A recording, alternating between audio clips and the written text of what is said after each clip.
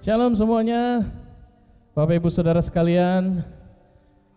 Senang sekali kami kembali bisa menjumpai Bapak Ibu Saudara semua di dalam ibadah online kita, ibadah online CCC pada hari Minggu ini.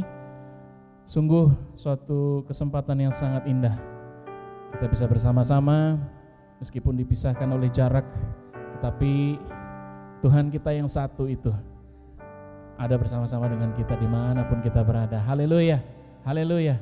Dan sebelum kita mulai, kebiasaan di gereja jangan ditinggalkan Bapak Ibu Saudara. Jadi tolong anggota keluarganya satu-satu diberi salam, bilang selamat hari Minggu, Tuhan Yesus memberkati. Dan kalau anggota keluarga boleh ciumkan pipi kiri, cium pipi kanan, jangan ragu-ragu ya. Haleluya. Sungguh kita bersuka cita dalam hadirat Tuhan, karena Dia adalah milik kita yang berharga. Amin. Dialah harta kita, dan kita bersama-sama akan meninggikan Dia pada saat ini. Bapa di dalam surga, kami membuka hati kami bagimu. Kami ingin memuji-Mu dan kami ingin memuliakan Engkau. Dan kami berdoa biarlah pada saat ini pengurapan-Mu turun ke atas kami. Roh Kudus turun ke atas kami semua, sehingga kami boleh merasakan hadirat Tuhan dengan cara yang belum pernah kami rasakan sebelumnya. Suatu lawatan yang manis, suatu lawatan yang indah, yang kuat di tengah-tengah kami. Dan kami percaya kami akan dipulihkan oleh Tuhan, kami akan diperbaharui oleh Tuhan. Di dalam nama Tuhan Yesus Kristus, kami membuka ibadah kami pada pagi hari ini. Haleluya, haleluya.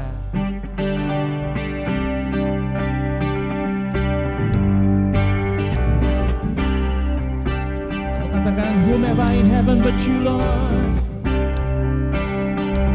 You are our heart's desire. Whom have I in heaven but you?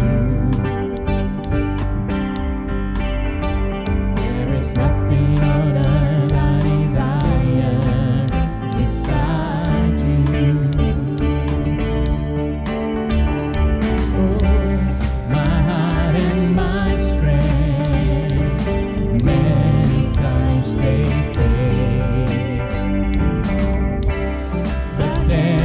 One truth that always will prevail. God is the strength of my heart. God is the strength of my heart. God is the strength of my heart and my portion forever.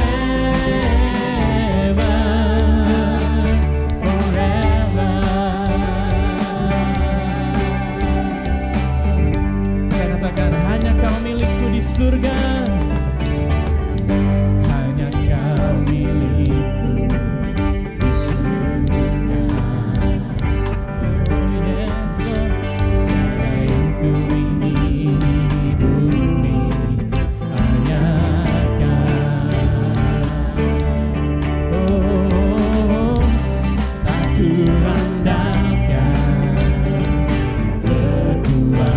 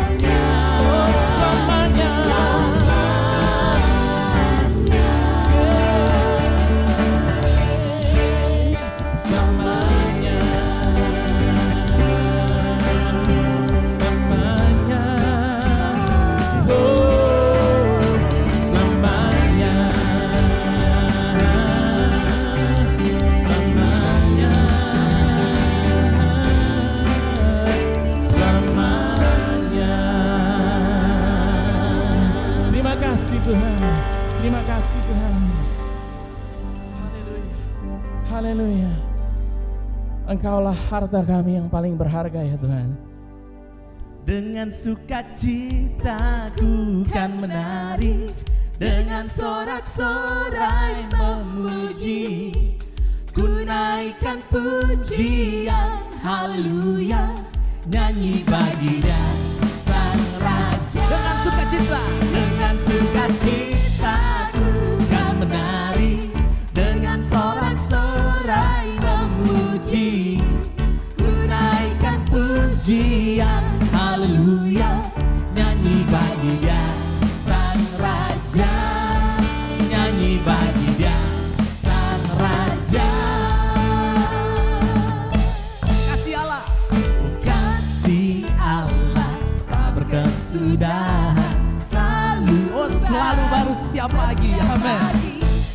Rahmatnya pun tak pernah berakhir seumur hidupku. Kasih Allah, oh kasih Allah tak berkesudahan, selalu baru setiap pagi. Rahmatnya pun tak pernah berakhir seumur hidupku. Dengan sukacita ku kan menari, dengan sorak-sorai memuji, ku naikkan pujian, haleluya, nyanyi bagi Dia. Oh dengan sukacita ku kan menari, dengan sorak-sorai memuji, ku naikkan pujian, haleluya, nyanyi bagi Dia Sang Raja. Saya mau dengar umat Tuhan mengatakan dengan sukacita, haleluya. Dengan sukacita ku kan menari, amin. Oh serukan namanya, tinggikan nama Tuhan.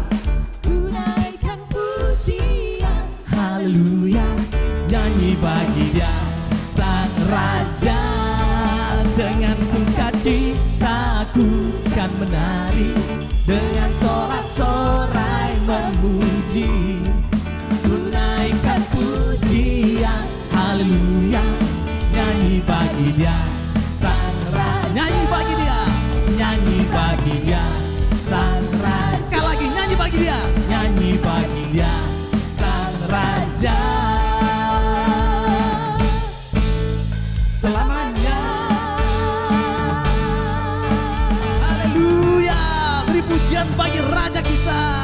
Haleluya Tuhan, terima kasih Tuhan. Oh terima kasih Tuhan, terpujilah nama-Mu.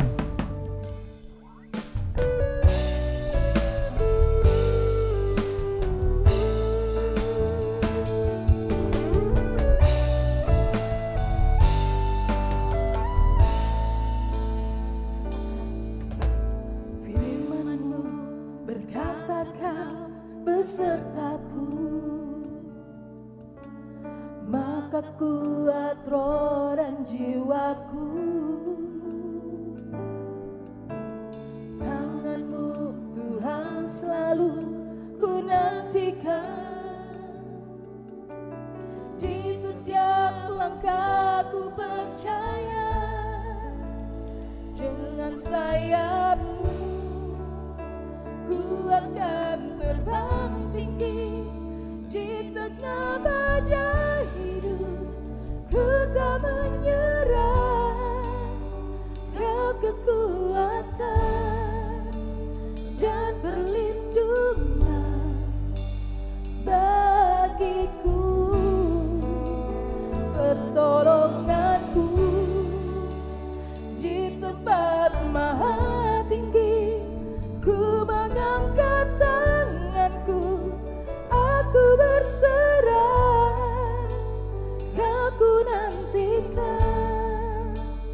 Kau yang ku sembah.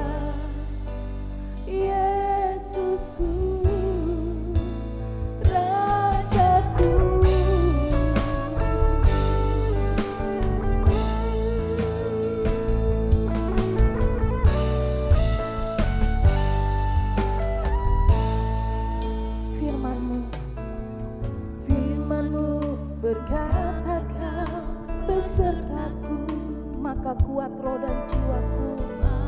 Amin. Yes, Lord. Tangan-Mu Tuhan selalu ku nantikan, di setiap langkah ku percaya, dengan sayap-Mu ku akan terbang tinggi di tengah badai hidup. Ku tak menyerah, Kau kekuatan dan perlindungan bagiku, pertolonganku di tempat maha tinggi. Ku mengangkat tanganku, aku berserah,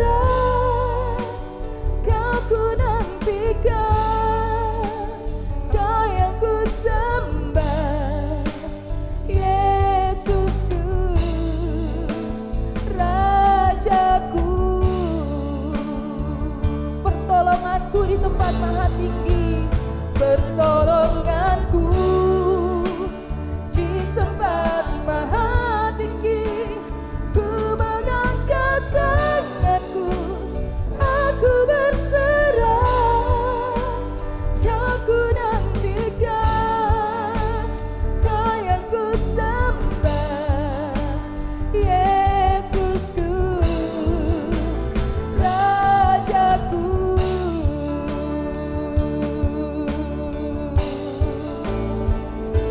Percaya janji-Mu ajaib, terukir dalam kehidupanku. Ku berserah di dalam kekuatan-Mu, hanya Kau segalanya bagiku. Ku percaya janji-Mu ajaib, terukir dalam kehidupanku. Ku berserah di dalam kekuatan-Mu. Ku percaya,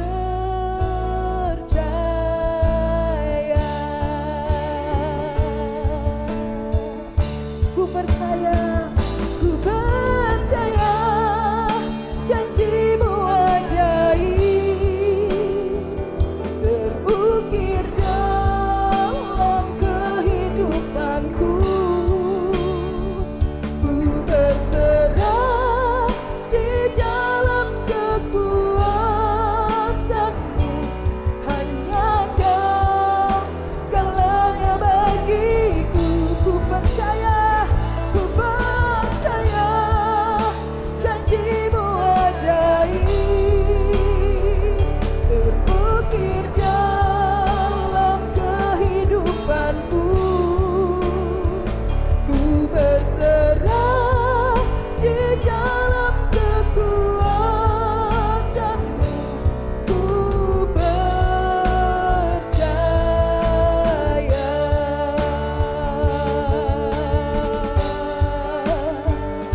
Haleluya, haleluya. Kami percayakan janji-Mu ya Tuhan. Haleluya, haleluya. Kami berpegang kepada firman-Mu ya Tuhan. Haleluya, kami percaya ya Tuhan. Di dalam kami berserah kepada-Mu ya Tuhan, terletak kekuatan kami ya Tuhan. Di dalam tinggal diam di dalam Engkau Tuhan, terletak kekuatan kami ya Tuhan. Karena Engkaulah sumber kekuatan kami ya Tuhan. Engkaulah sumber pertolongan kami.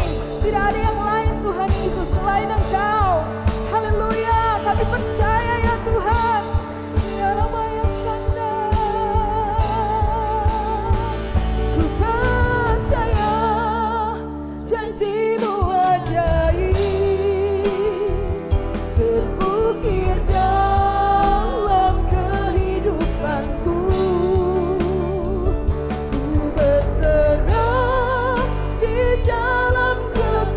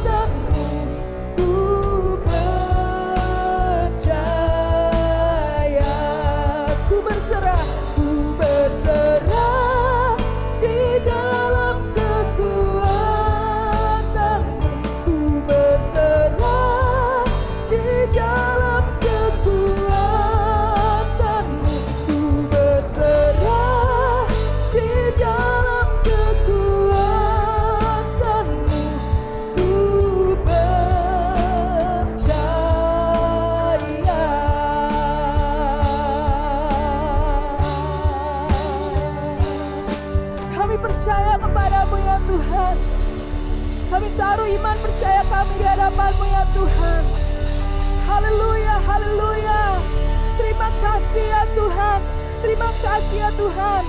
Janji-Mu setia ya Tuhan. Janji-Mu iya dan amin ya Tuhan. Terpujilah nama-Mu ya Tuhan. Berkatilah pemberitaan firman-Mu pada pagi hari ini. Dan kami siap diberkati ya Tuhan. Melalui firman-Mu ya Tuhan. Di dalam nama Tuhan Yesus. Haleluya. Kami berdoa dan mengucap syukur. Amin. Amin.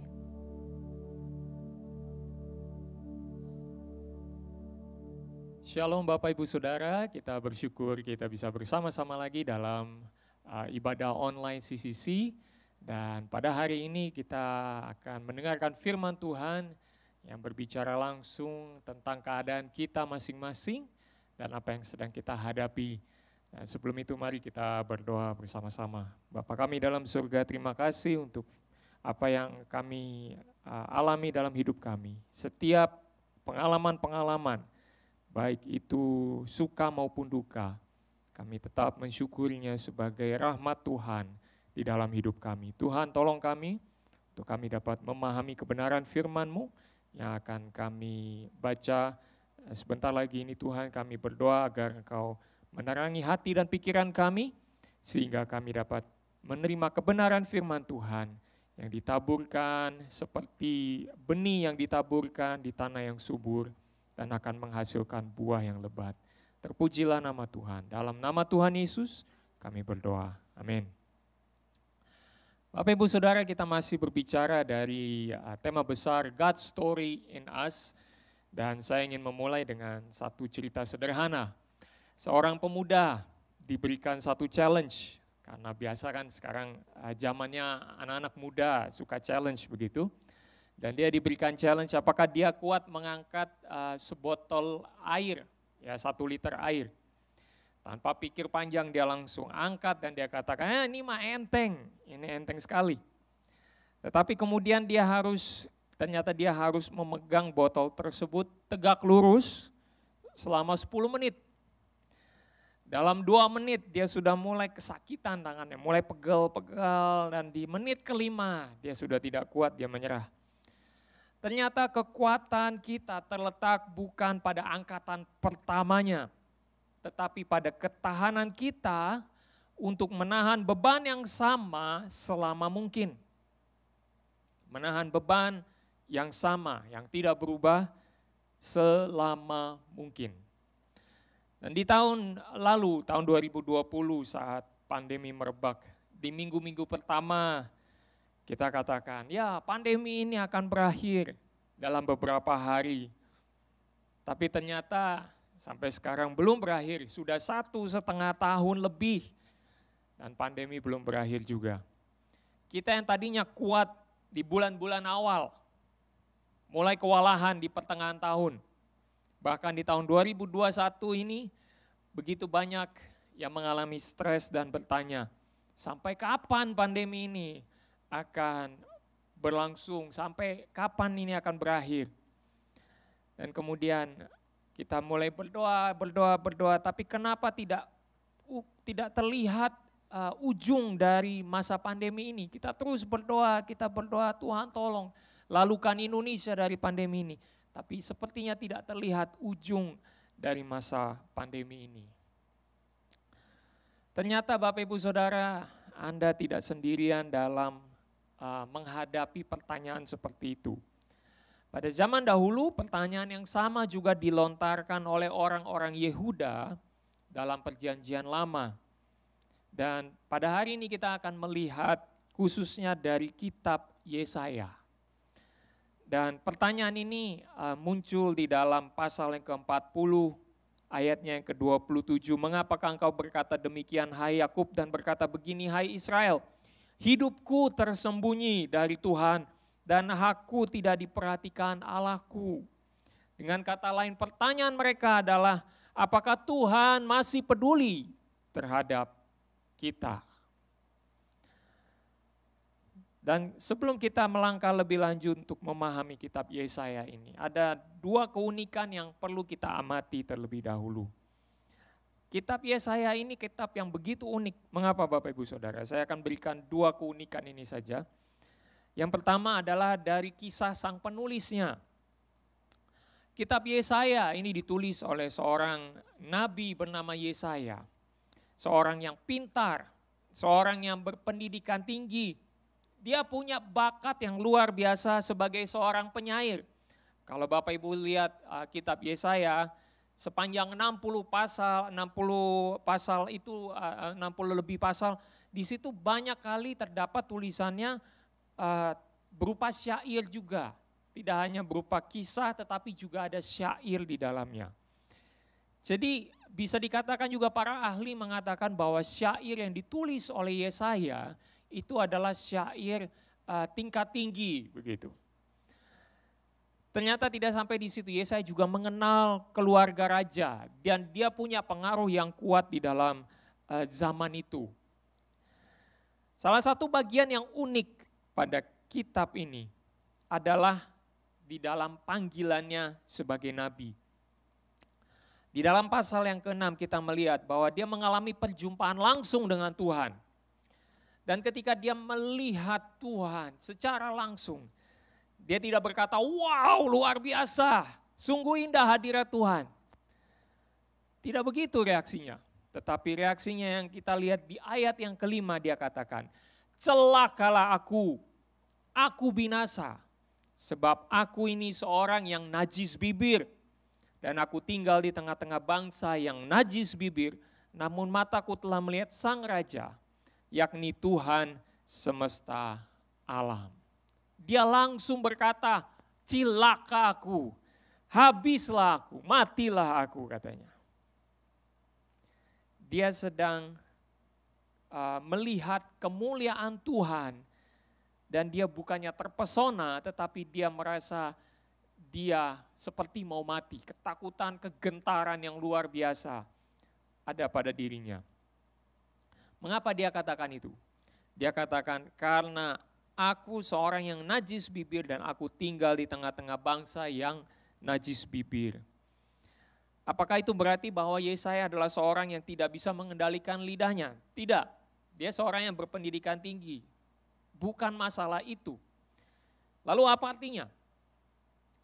Dia menyatakan dirinya sebagai seorang yang tidak bisa memuliakan Allah dengan bibirnya seperti bangsanya sendiri. Ketika dia melihat malaikat menyerukan kudus, kudus, kuduslah Tuhan. Dia merasa dia tidak layak untuk bisa menyerukan itu. Karena dia ada di tengah-tengah bangsa yang najis bibir. Pada prakteknya, bangsa Yehuda itu suka minuman keras. Ini jelas terlihat Bapak Ibu Saudara. Di dalam pasal 5 ayat yang ke-11 kita perhatikan, pagi-pagi benar ketika mereka baru bangun tidur, yang masuk ke mulut mereka bukannya makanan tapi langsung minuman keras. Ayatnya ke-22 pasal 5, suka mabuk-mabukan. Bangsa Yehuda ini suka mabuk-mabukan, bahkan ada adu kuat siapa yang lebih kuat mabuk. Kemudian pasal 5 ayat 23, dalam memutuskan perkara, terdapat perkataan yang keluar dari hakim yang menyatakan pembenaran terhadap orang fasik, tetapi menyalahkan, menghukum orang yang tidak berdosa, yang tidak bersalah. Dan kemudian di dalam pasal 9 ayat yang ke-16 dikatakan, perkataan mereka adalah seperti perkataan orang bebal. Orang bebal itu apa artinya? Orang yang tidak berhikmat, tidak dipikir dahulu, tidak ditimbang terlebih dahulu. Apa efeknya kepada orang lain? Tidak ada pertimbangan seperti itu. Mereka langsung katakan, ya habis itu terjadinya berantem ya sudah. Ya begitulah itu yang terjadi berikutnya. Tidak dipikirkan dahulu. Dan Yesaya menyatakan bahwa bangsanya itu bangsa yang najis bibir.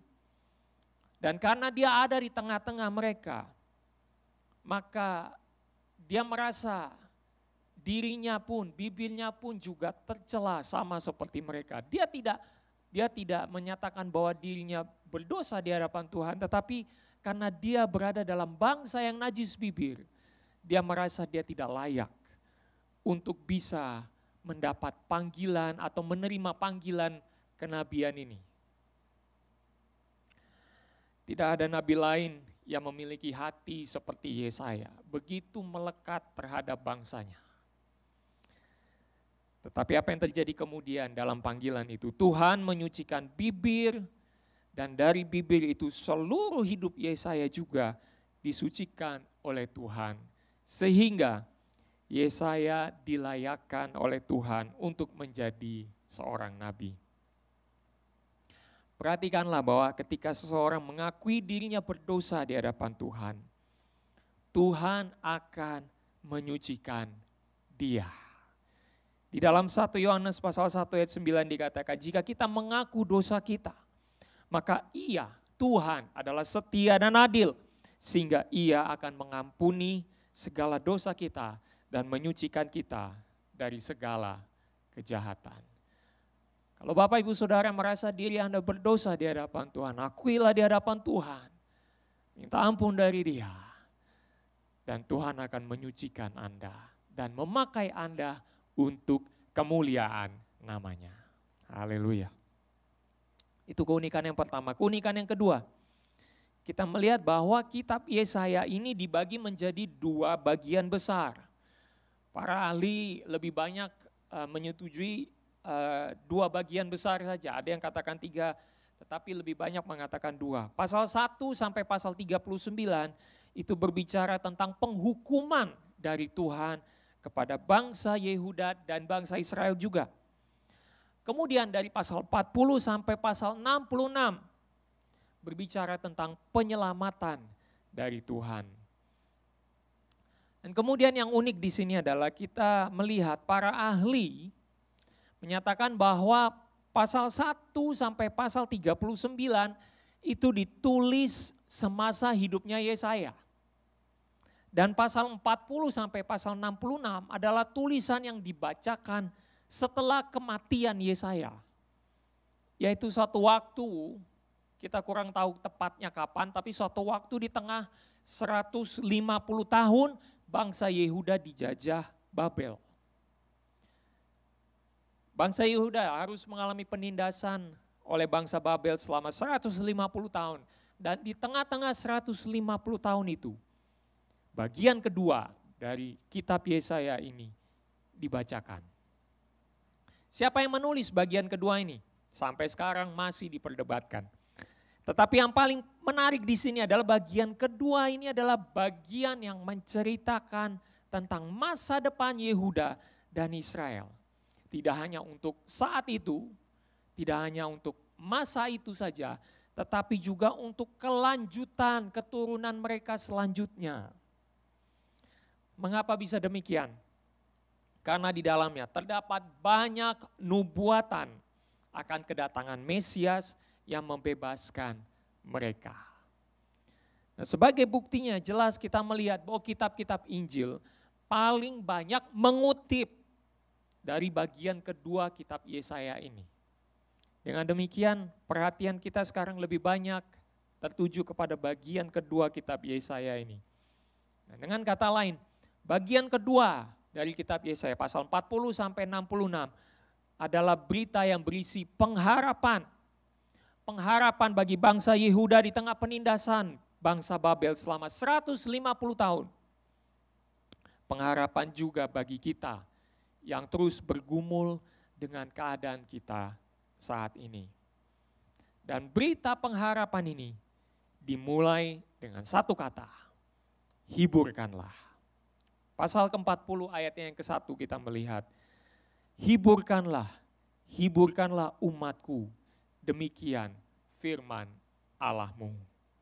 Inilah yang menjadi judul dari khotbah saya pada hari ini, comfort my people.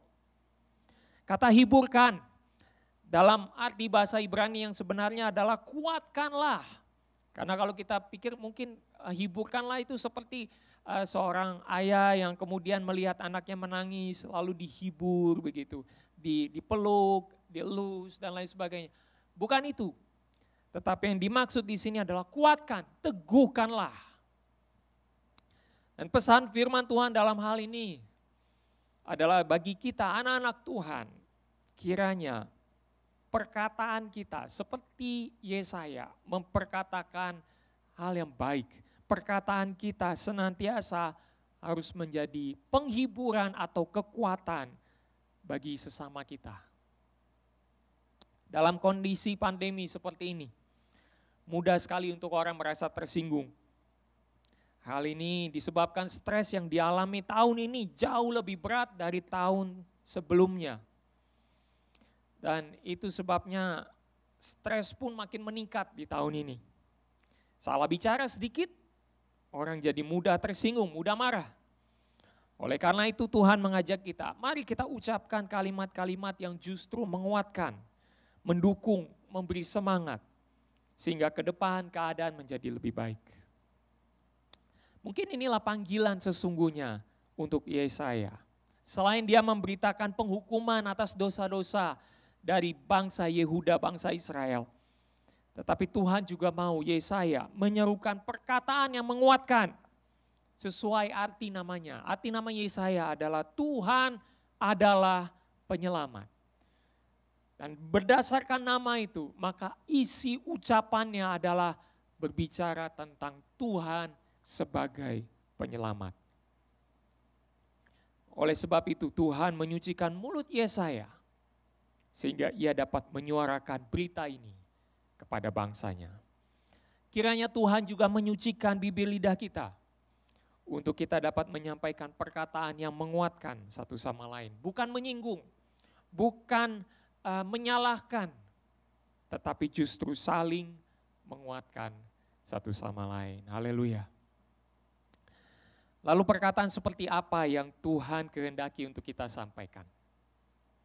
Kita lihat di bagian yang pertama. Ada 3 perkataan yang harus kita perkatakan. Yang pertama, perkatakan tentang kesetiaan Tuhan. Pasal 40 ayat yang kedua. Tenangkanlah hati Yerusalem dan serukanlah kepadanya bahwa perhambaannya sudah berakhir. Bahwa kesalahannya telah diampuni dan ia telah menerima hukuman dari tangan Tuhan 2 kali lipat karena segala dosanya. Di sini Tuhan menyatakan penindasan mereka akan berakhir. Bayangkan Anda berada dalam posisi seperti bangsa Yehuda di bawah penindasan Babel. Sudah bertahun-tahun mereka menderita, seperti tidak ada habisnya. Dan tadinya mereka berharap Tuhan akan membebaskan mereka, melepaskan mereka. Tapi ternyata pertolongan tidak kunjung datang. Tuhan di mana? Makanya itu di bagian tadi saya bacakan pasal 40 ayat 27 mereka bertanya, aku tidak diperhatikan Allah? Mereka bertanya, apakah Tuhan masih peduli terhadap saya? Mereka menanti, mereka berharap dari Tuhan, tetapi pertolongan tidak kunjung datang. Mereka mulai kehilangan harapan. Mungkin pada saat ini Anda juga sedang berada dalam kondisi yang sama, kehilangan harapan. Bulan-bulan awal menghadapi pandemi, hati Anda mungkin mulai bertanya, kapan ya pandemi ini berakhir? Mungkin masih ada kekuatan yang Anda bisa sampaikan, bisa Anda lontarkan. Tetapi setelah lewat 1 tahun, pertanyaan Anda mulai berubah. Dari kapan pandemi ini beralih? Apakah pandemi ini akan berakhir? Jangan-jangan kita harus hidup dengan pandemi ini seumur hidup kita. Setelah lewat 1,5 tahun Anda mulai berpikir, rasanya ke depan hidup akan makin susah. Buat apa saya bertahan hidup? Perhatikan di sini. Ada satu penurunan semangat hidup oleh karena kehilangan harapan. Mereka yang hidup tanpa harapan akan menjadi orang-orang yang tidak bersemangat di dalam hidup. Anda lihat sendiri bagaimana mengerikannya dampak dari orang-orang yang kehilangan harapan. Ini bukan satu perkara yang simpel, bukan suatu perkara yang mudah. Tetapi kita melihat di sini bahwa ketika kita kehilangan harapan itu begitu menghancurkan diri kita secara pribadi. Dan firman Tuhan hari ini datang kepada kita, membawa angin segar, membawa pengharapan yang baru kepada kita. Dan pengharapan ini menyatakan bahwa Tuhan akan melepaskan kita dari rasa tertindas karena keadaan kita. Pastor, dari dulu kita sudah mendengar berita seperti ini, lalu apa yang membuatnya baru? Jawabannya adalah karena Tuhan sendiri yang menjanjikannya. Tuhan menjanjikan penghukuman kepada bangsa Yehuda karena dosa-dosa mereka di bagian pertama dari kitab Yesaya.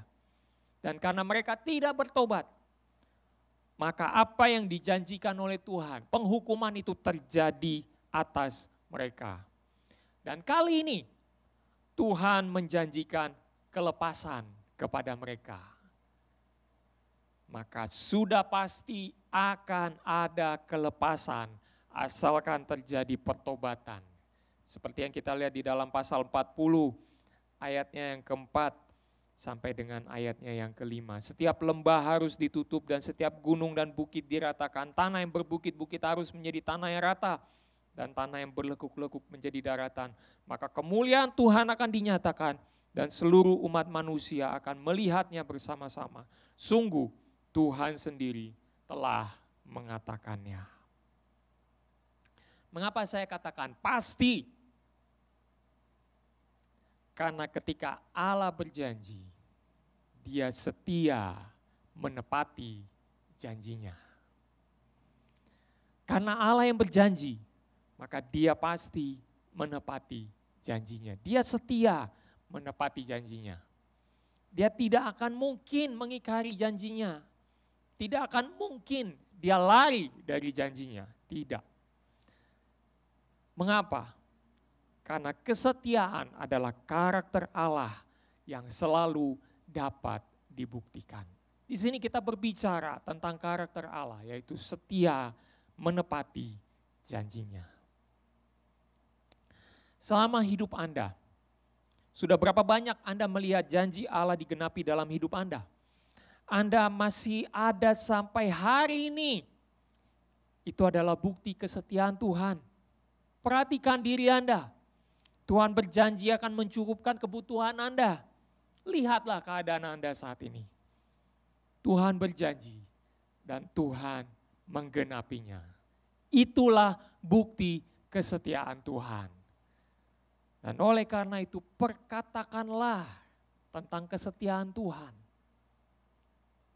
Pengharapan kita menjadi semakin kuat bukan karena apa yang kita lihat. Bukan karena kita melihat faktanya di lapangan. Bukan karena kita melihat data-data yang menunjukkan apakah angka kasus positif itu makin naik atau makin turun. Bukan itu yang membuat pengharapan kita semakin kuat. Kalau pengharapan kita didasari hanya karena apa yang kita lihat, maka pengharapan itu hanya menjadi pengharapan yang sementara. Begitu grafiknya naik, langsung Anda merasa dunia seperti runtuh menimpa Anda. Tetapi pengharapan kita akan tetap kuat. Walaupun grafik naik, tetapi karena dasar pengharapan kita adalah kesetiaan Tuhan, maka kita akan melihat pandemi ini pasti akan berakhir. Karena Tuhan setia menepati janjinya. Perkatakanlah itu. Perkatakanlah itu kepada diri Anda dan perkatakanlah itu kepada orang lain. Tuhan setia menepati janjinya. Pandemi ini pasti berakhir karena Tuhan setia menepati janjinya. Itulah perkataan yang pertama. Yang kedua, perkataan yang kedua adalah perkatakan tentang kebesaran Tuhan. Pasal 40 ayat 9 sampai dengan ayat yang ke-11. Hai Sion pembawa kabar baik, naiklah ke atas gunung yang tinggi. Hai Yerusalem pembawa kabar baik, nyaringkanlah suaramu kuat-kuat. Nyaringkanlah suaramu, jangan takut. Katakanlah kepada kota-kota Yehuda, lihat itu Allahmu. Lihat itu Allahmu. Di situ menyatakan bahwa Tuhan menampilkan dirinya, Tuhan menyatakan dirinya kepada umat Yehuda. Ayat yang ke-10, lihat itu Tuhan Allah, Ia datang dengan kekuatan dan dengan tangannya Ia berkuasa. Ayat yang ke-10 ini kita melihat bahwa Tuhan tidak hanya menyatakan dirinya tetapi Dia juga menyatakan kuasanya. Di dalam bahasa teologis dikatakan the transcendence of God, transendensi Allah, Allah yang maha kuasa, Allah yang maha segala-galanya. Dia nyatakan itu kepada kita. Dan ayat yang ke-11, seperti seorang gembala ia menggembalakan kawanan ternaknya dan menghimpunkannya dengan tangannya. Anak-anak domba di pangkunya, induk-induk domba dituntunnya dengan hati-hati. Ternyata Tuhan tidak hanya menyatakan dirinya, Dia juga menyatakan kuasanya, Dia juga menyatakan kepeduliannya. Dia menyatakan kepeduliannya. Dalam bahasa teologis dikatakan the immanence of God. Kehadiran Allah yang nyata, yang merawat umatnya. Dia tidak hanya Allah yang maha kuasa, tetapi Dia juga dekat dengan kita. Inilah bukti kebesaran Tuhan dalam hidup kita. Tuhan tidak hanya menunjukkan bahwa Dia setia menepati janjinya, Tuhan juga menunjukkan bahwa Dia mampu melakukan sesuai janjinya. Dia berkuasa untuk melakukan sesuai janjinya. Tuhan siap menyatakan dirinya di tengah kegelisahan hatimu dengan berbagai cara yang Dia miliki. Dia sanggup untuk menyatakan dirinya. Baik itu melalui teman Anda, baik itu melalui tulisan-tulisan yang Anda baca, firman Tuhan, bahkan juga di saat teduh Anda ketika Anda berdiam diri di hadapan Tuhan. Tuhan dapat hadir dan memberi damai sejahtera di dalam hati Anda. Inilah kebesaran Tuhan. Inilah Allah yang kita sembah, yang hadir di tengah-tengah kita. Tuhan menyatakan dirinya, Tuhan juga menyatakan kuasanya di saat yang paling tepat tanpa kita sadari. Tanpa kita rencanakan, tanpa kita pikirkan semua yang di luar pemikiran kita. Tuhan bisa tunjukkan kuasanya kepada kita. Mujizat dapat Tuhan nyatakan dalam hidup kita. Dan mujizat Tuhan tidak pernah terlambat, Bapak Ibu Saudara. Tidak pernah terlambat. Tuhan sanggup menyatakan kuasanya tepat pada waktunya. Dan Tuhan juga menyatakan kepeduliannya setiap waktu. Tidak hanya dalam waktu-waktu kita yang sulit, tetapi juga seumur hidup kita. Dalam sejarah hidup kita, Tuhan menyatakan kepeduliannya kepada kita. Tuhan memelihara kita sampai kepada detail terakhir, bahkan yang paling kecil dalam hidup kita. Tuhan merawat kita sampai sedetail itu. Penyataan diri Tuhan, pernyataan kuasa Tuhan, pernyataan kepedulian Tuhan, semua menunjukkan kebesarannya.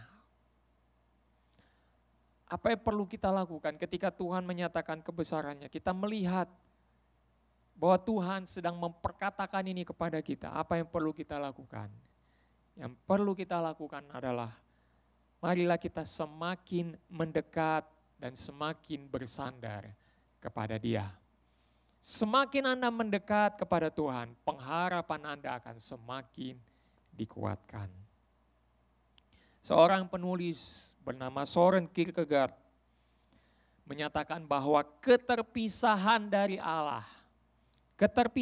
Allah adalah penyebab utama keputusasaan.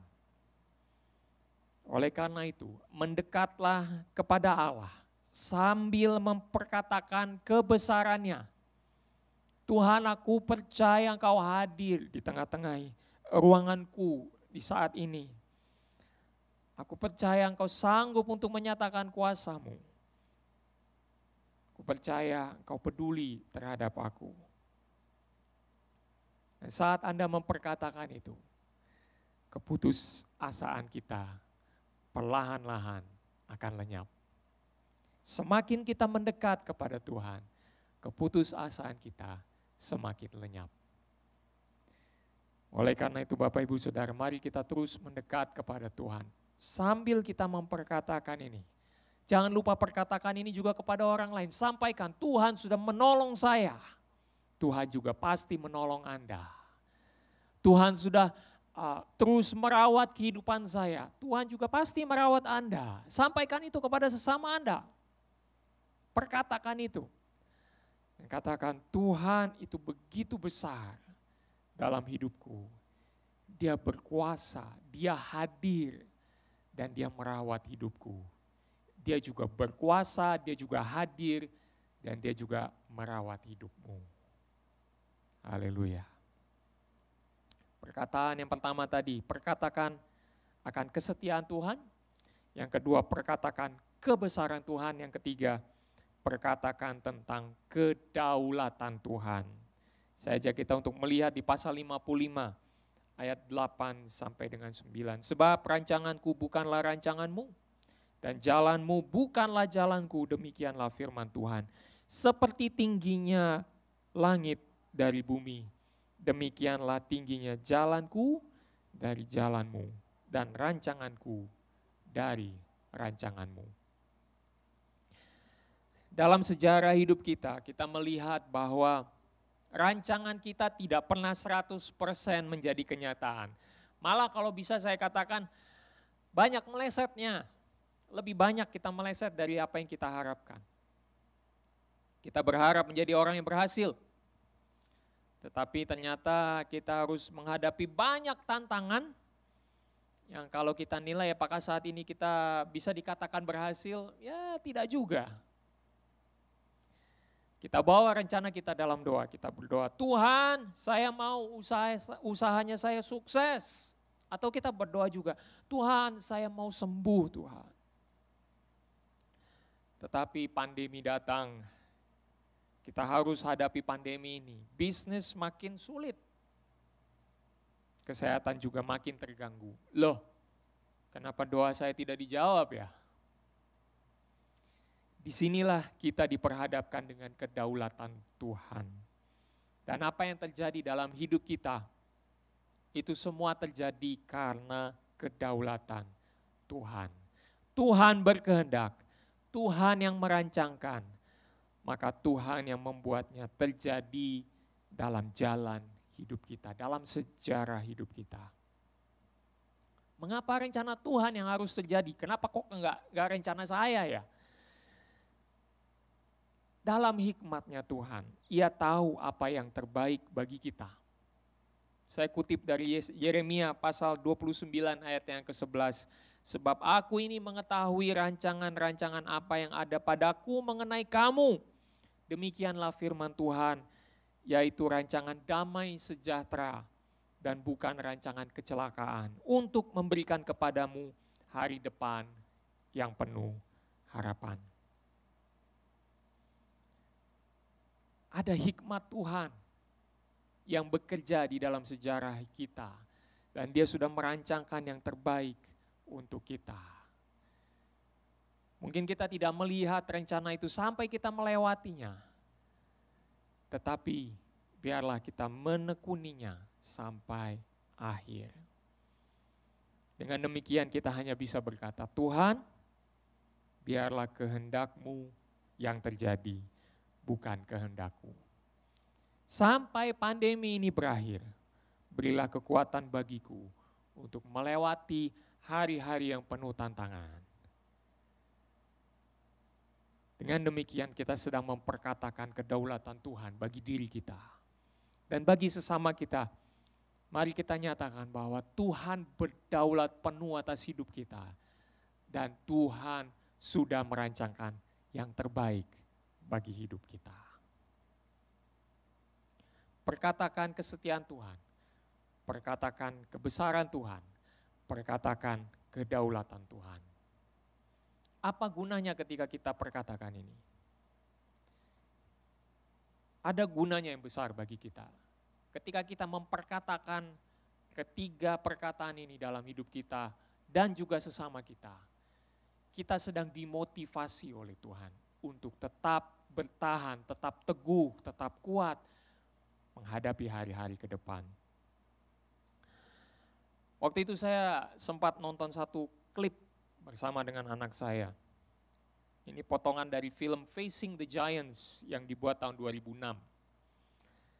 Berbicara tentang sekelompok atau mungkin bisa dikatakan satu grup football, American football, yang di dalamnya berisi anak-anak muda. Dan coachnya atau pelatih mereka sedang melatih mereka untuk bisa melakukan yang terbaik yang bisa mereka lakukan. Saat latihan mereka hanya bisa lakukan ya sedapat mereka tetapi bukan yang terbaik.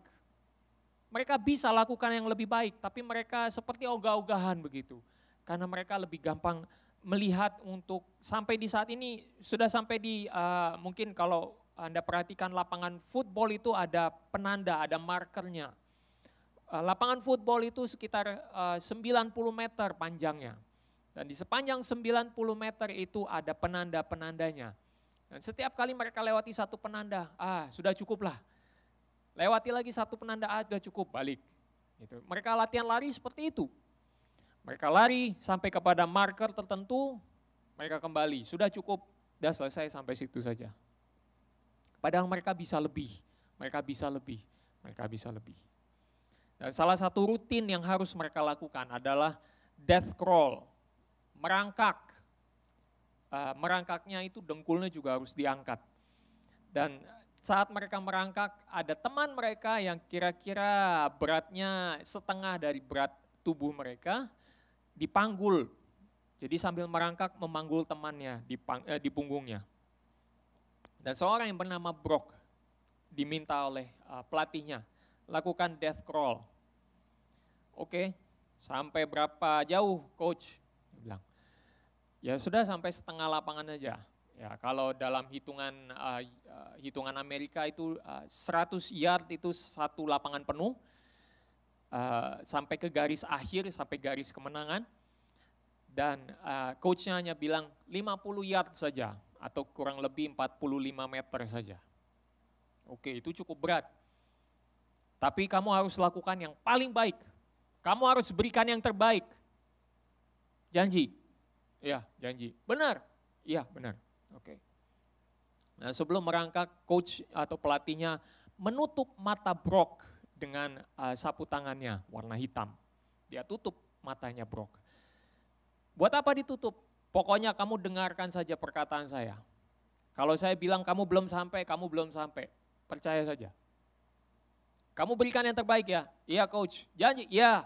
Oke. Dipanggul temannya, mulai berjalan. Mulai merangkak, melakukan death crawl itu. Terus, ayo terus. Oke, langsung merangkak lagi. Terus. Pelatih katakan terus, maju terus, jangan berhenti. Terus, maju terus. Kok kapan berakhirnya? Brock berpikir. Sudah coach, pelatih saya sudah capek, tangan saya gemetaran begini. Saya tahu, tapi terus, saya belum suruh berhenti, terus. Terus merangkak terus. Coach sudah berhenti ini. Tidak, terus, kamu janji, kamu berikan yang terbaik. Terus lakukan itu, percaya saya, kamu belum sampai, terus. Dia terus merangkak. Terus, ayo terus. Jangan berhenti, jangan pernah berhenti. Saya belum berhenti berteriak buat kamu. Ayo terus. Sampai akhirnya 50 langkah lagi, 40 langkah lagi, 30 langkah lagi. Sampai akhirnya 10 langkah. Dan kamu sampai. Dia ngos-ngosan, dia capek, Brock capek, keringetan sekali. Dan dia katakan, Ini 50 yard terpanjang atau 45 meter terpanjang dalam hidup saya. Kemudian pelatihnya melepas tutup matanya. Dan dia katakan, "Brok, apa maksudmu? Ini bukan setengah lapangan. Tapi kamu lakukan death crawl itu dari ujung ke ujung. Kamu sudah sampai di garis akhir. Kamu sudah sampai di garis kemenangan."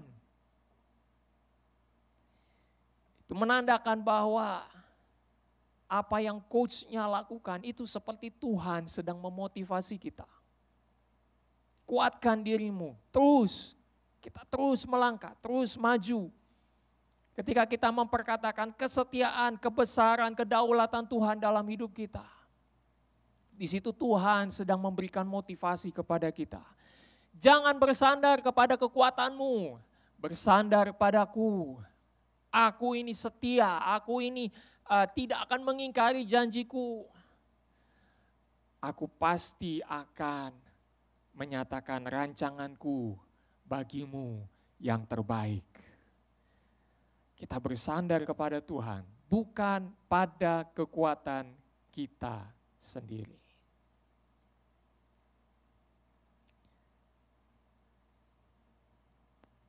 Setiap kali kita memperkatakan kesetiaan, kebesaran, dan kedaulatan Tuhan, kita seperti pelatih itu. Ketika kita perkatakan itu kepada sesama kita seperti pelatih itu saling menguatkan sesama kita. Ayo, terus berjuang, terus bersabar. Sebentar lagi akan berakhir. Terus, mari kita berjuang. Dekatkan diri kepada Tuhan. Terus percaya kepada Tuhan. Sampai kita tiba di garis akhir kemenangan bersama-sama. Semakin Anda mendekatkan diri kepada Tuhan, percayalah, setiap kali Anda berada dalam hadirat Tuhan, Tuhan pasti akan menguatkan Anda. Tuhan akan memotivasi Anda dengan perkataannya yang menghidupkan Anda kembali. Yesaya 40 ayat 30-31. Orang-orang muda menjadi lelah dan lesu, dan teruna-teruna jatuh tersandung. Tetapi orang-orang yang menanti-nantikan Tuhan mendapat kekuatan baru. Mereka seumpama Raja Wali yang naik terbang dengan kekuatan sayapnya. Mereka berlari dan tidak menjadi lesu. Mereka berjalan dan tidak menjadi lelah. Ketimbang kita menanti kapan pandemi selesai, lebih baik nantikanlah Tuhan dalam hidupmu setiap hari. Bapak Ibu Saudara, hari ini saya mau berdoa bagi Anda. Apakah saat ini kekuatan Anda secara mental dan rohani semakin lemah? Anda sudah tidak bisa bersabar lagi. Anda mulai putus asa. Anda semakin tertekan karena keadaan yang semakin sulit menghimpit Anda. Anda berdoa, tapi rasanya tidak ada kelegaan dalam hati. Kekhawatiran masih ada. Hari ini firman Tuhan sedang mengembuskan pengharapan yang baru kepada Anda. Saya mau perkatakan kepada Anda, Tuhan setia menepati janjinya. Bersabarlah, penderitaan kita akan berakhir.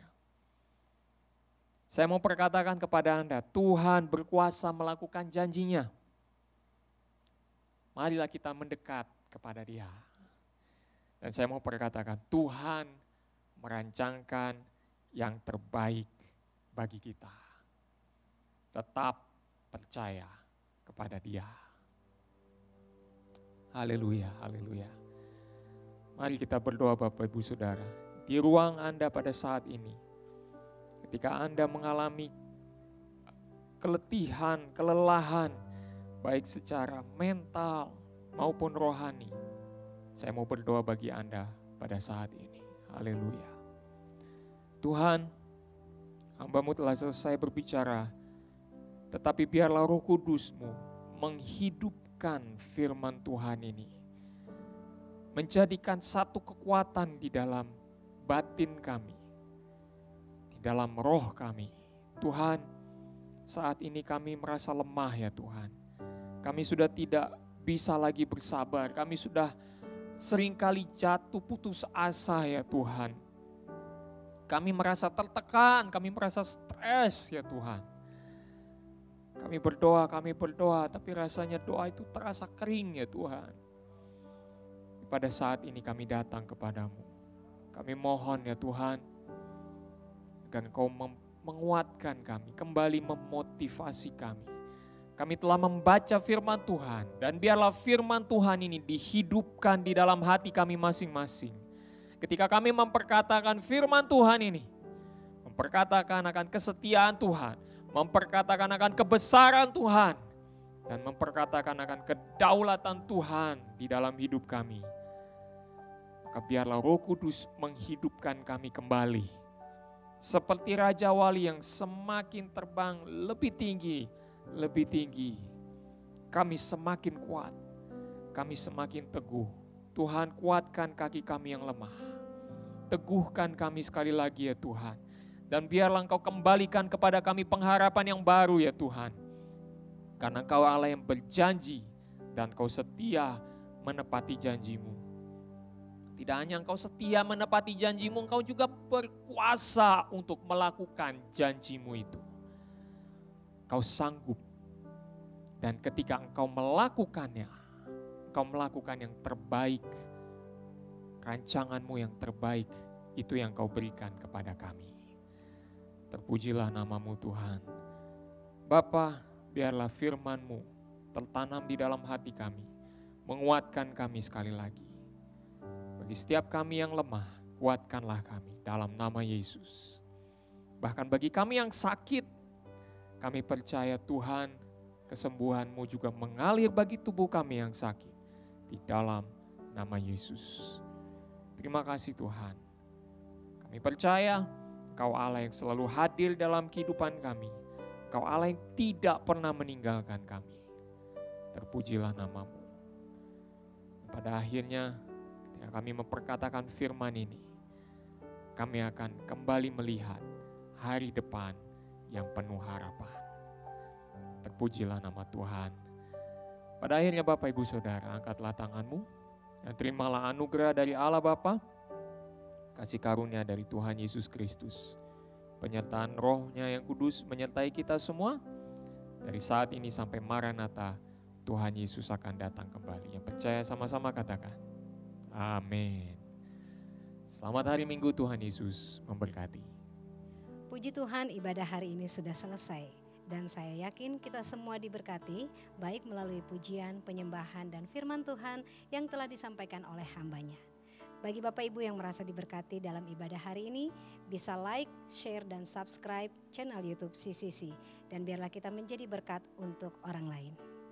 Jika ada di antara Bapak Ibu yang ingin menyalurkan persembahannya dan persepuluhan, bisa mengirimkan ke rekening bank gereja kami. Di antara Bapak Ibu juga jika ada yang membutuhkan dukungan doa, bisa menghubungi nomor WhatsApp di bawah ini.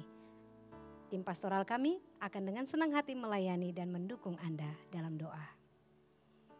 Dan jangan lewatkan acara-acara yang dipersembahkan oleh gereja CCC, Zoominar Keluarga pada setiap hari Rabu jam 7 malam, dan malam doa Power of Prayer setiap hari Jumat jam 7 malam. Sampai di sini kebersamaan kita dalam ibadah hari ini. Jangan lupa untuk mengikuti ibadah online CCC di minggu yang akan datang. Tuhan Yesus memberkati kita semua.